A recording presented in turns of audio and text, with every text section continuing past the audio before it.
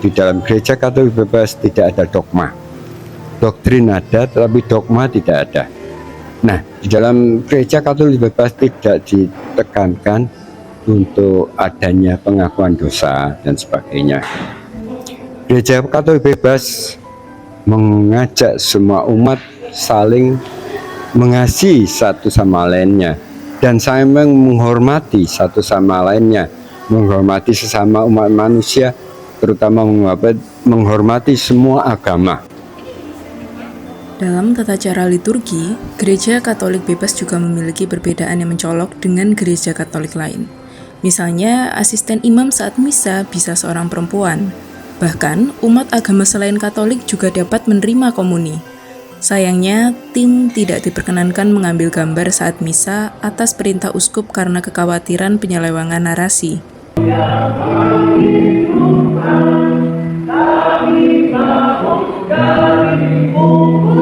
Saat ini, jemaat gereja Katolik bebas di Surabaya hanya tinggal hitungan jari. Misa mingguan pun hanya diikuti 5-10 orang jemaat saja. Banyak jemaat yang pindah gereja karena menikah atau bekerja.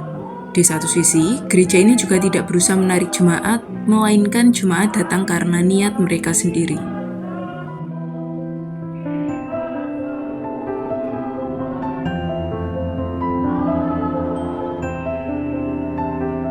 Kami itu sebetulnya agama dan diakui di Departemen Agama, tapi kita dimasukkan dalam Kristen Protestan. Iya,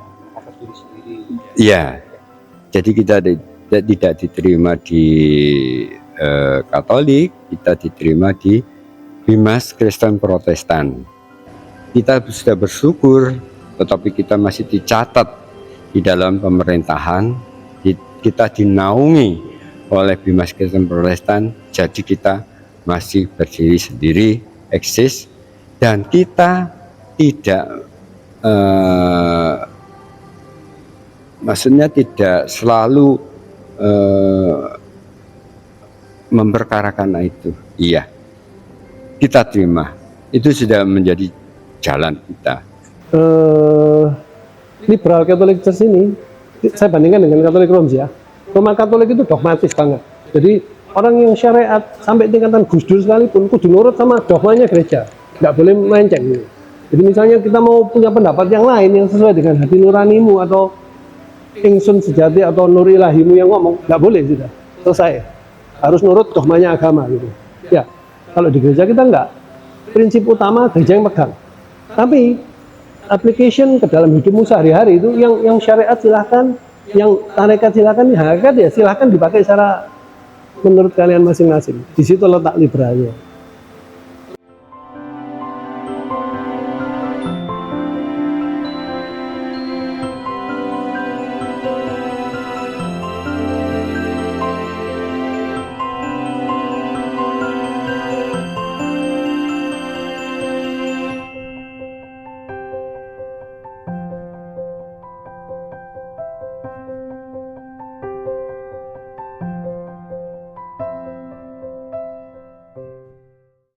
Ajaran teosofi dibawa oleh perempuan asal Rusia bernama Madame Blavatsky ke Indonesia pertama kali di Pekalongan, Jawa Tengah.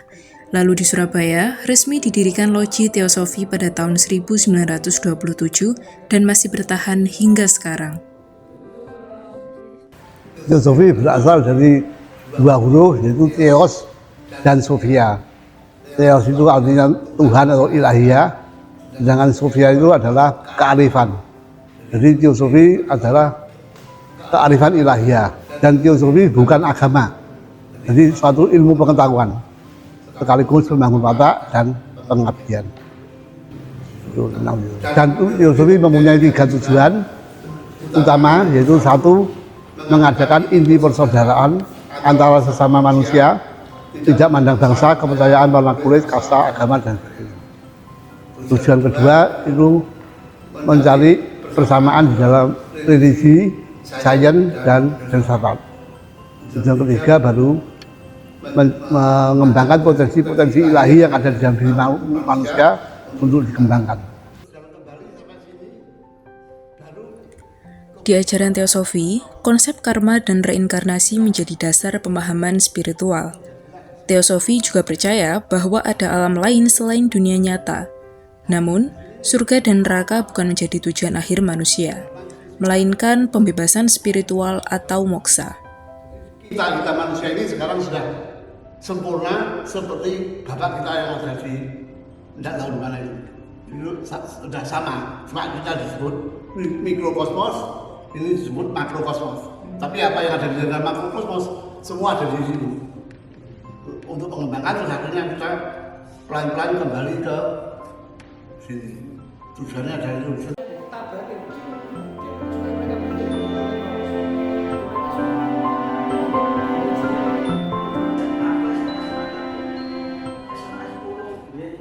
Dalam pencarian spiritual, manusia menempuh banyak jalan.